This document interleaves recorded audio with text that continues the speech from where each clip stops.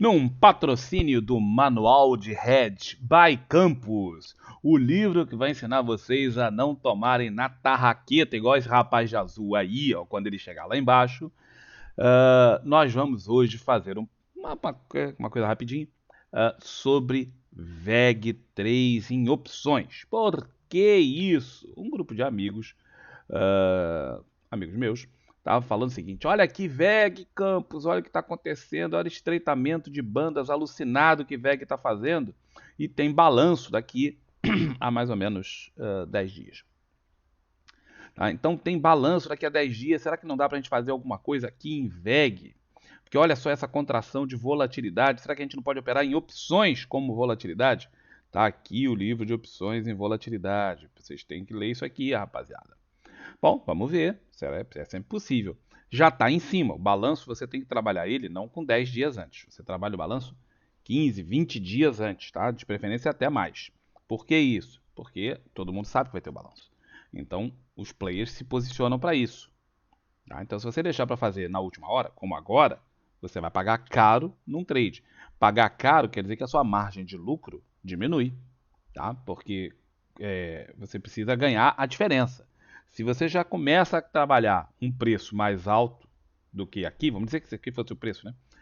O preço há 10 dias atrás era esse. Hoje o preço é esse. Perto mesmo lá do dia do vencimento do vencimento não, da liberação do balanço, o preço vai ser esse. A diferença que você tem para ganhar é mais ou menos essa aqui. A diferença entre o preço agora e o preço perto do balanço.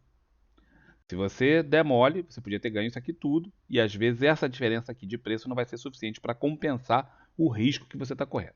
Mas vamos lá, vamos analisar. Então aqui, ó, nitidamente, claramente, a volatilidade da VEG está baixa. Não é? Basta ver as bandas de Bollinger. Tá? Só você olhar aqui que o range disso aqui é mínimo. Tá? É R$ 1 e pouco, que está oscilando aqui já há um tempão, já há um bom tempo. Mês de janeiro basicamente todo, né, vem fazendo isso. Legal. Vamos ver como é que isso se traduz em termos de volatilidade. Tá? Então nós temos, ó, e vamos tirar aqui. Esse é o livro de negócio. Essa aqui é a figura que tem no UpLab. Se você abrir o UpLab tem lá essa figura lá em cima. Mas eu não tenho muito como ampliar e mexer nela. Então eu prefiro mexer aqui com a figura desse jeito. Mas não era bem esta que eu criei. Pera aí um minutinho. Pronto, agora é a figura certa. Já com os meus desenhos. Se você for olhar aqui, tem duas linhas principais. Tem aqui os candles, esses verdinhos e vermelhinhos. Esse aqui é o preço do ativo. Tá vendo ele lá, ó, fazendo um range super pequenininho? Pois. E aqui tem a volatilidade em laranja, a volatilidade da ação. Observa que conforme ele foi entrando nesse range, a volatilidade da ação desabou. Perfeito. Tá? Combina com o que a gente está vendo no gráfico.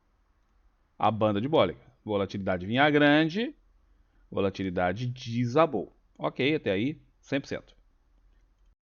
Agora observe essa linha azul, que é a volatilidade das opções. E ela é medida nessa escala aqui do lado esquerdo. Houve lá, isso aqui tem um ano de duração, tá bem? E aqui de novembro para cá, ela não mudou muito. Ela vem andando dentro de um range.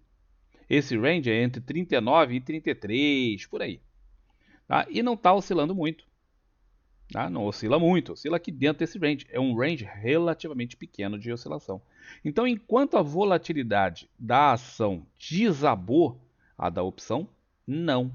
E nos últimos tempos, se você olhar aqui, ó, desde mais ou menos o início de fevereiro, a volatilidade da ação caiu muito e a das opções começou a subir. Por que isso aqui subiu? Porque todo mundo sabe que tem o balanço. Tá? Então, desde o final de janeiro, que as pessoas começaram a se posicionar para o balanço que é em meados de fevereiro.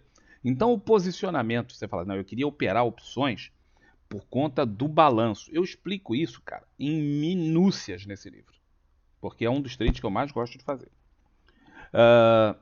Você tem que se posicionar com bastante antecedência, e essa antecedência já passou.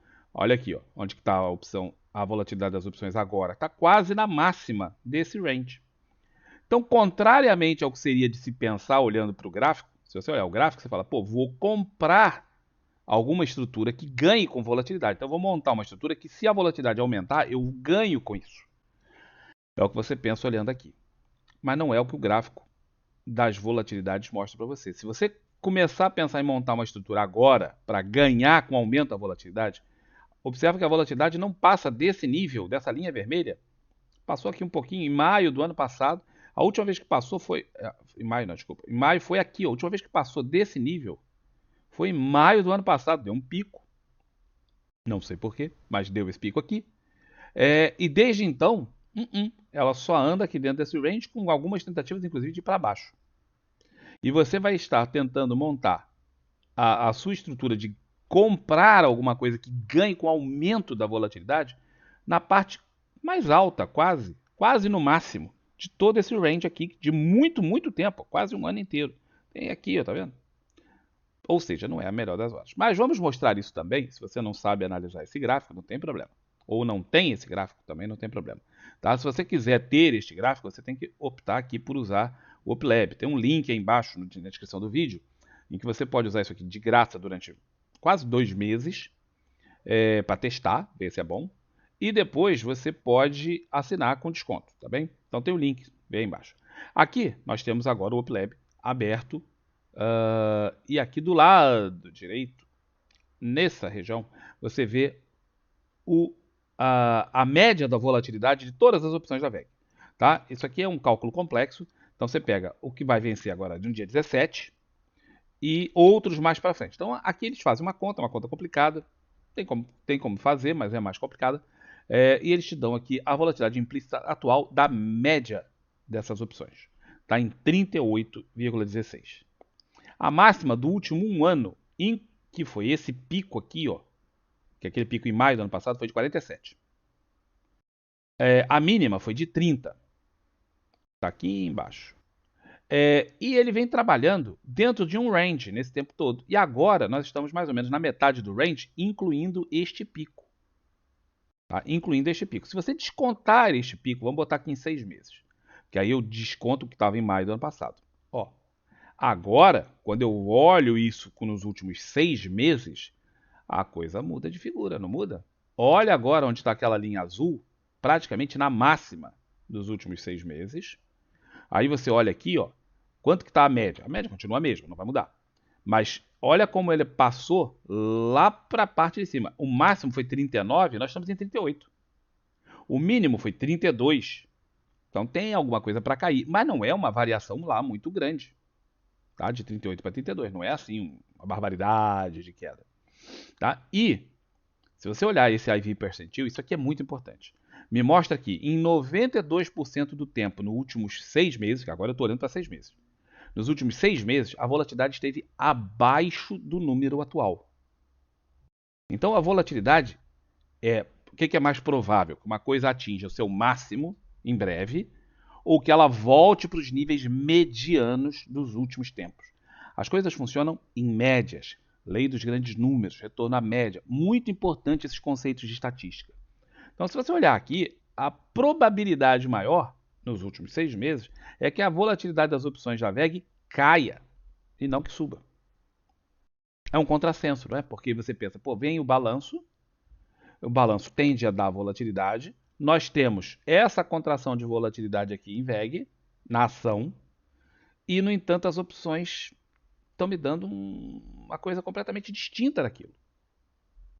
Né? Bota aqui os 6 meses de novo e você observa. Pô, é verdade. Agora vem um agravante. Bom, a liquidez. O vencimento das opções é dia 17. Tá? Então, faltam ainda 9 dias úteis. Dia 17, o balanço acho que dia 14.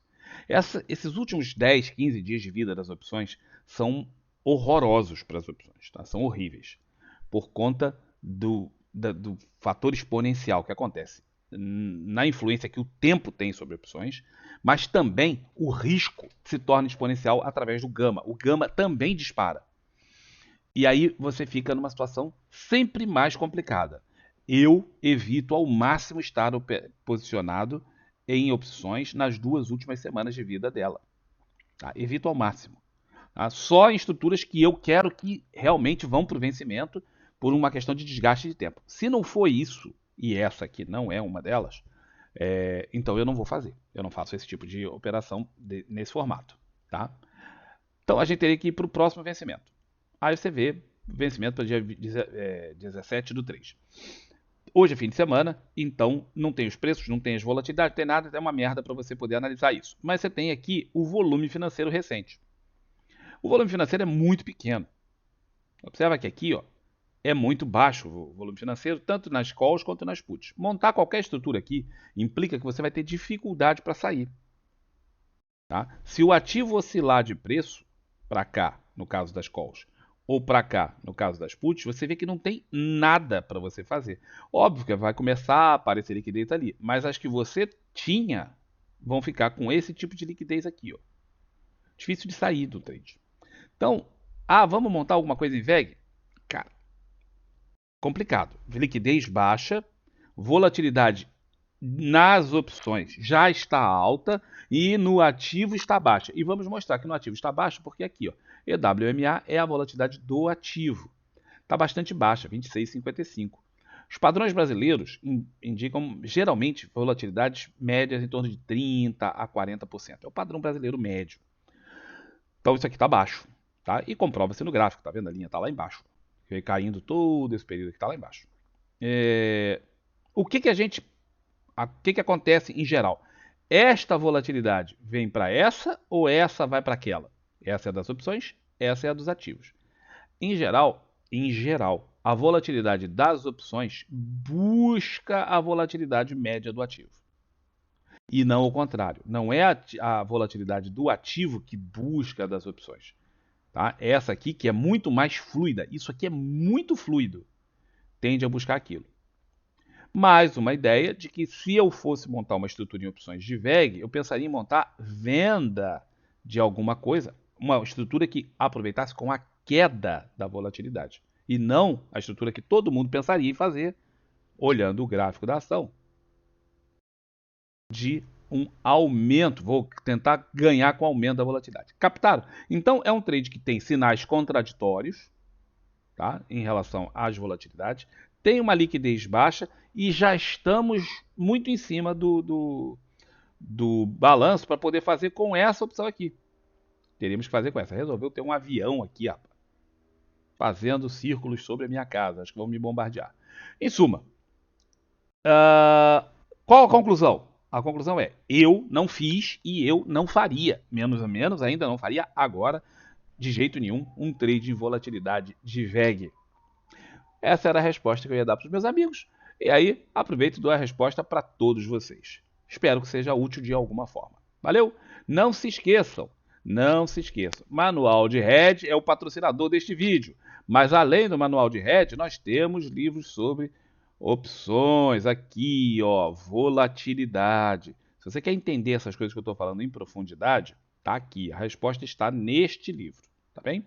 Um abraço para todo mundo, até o próximo vídeo. Tchau, tchau.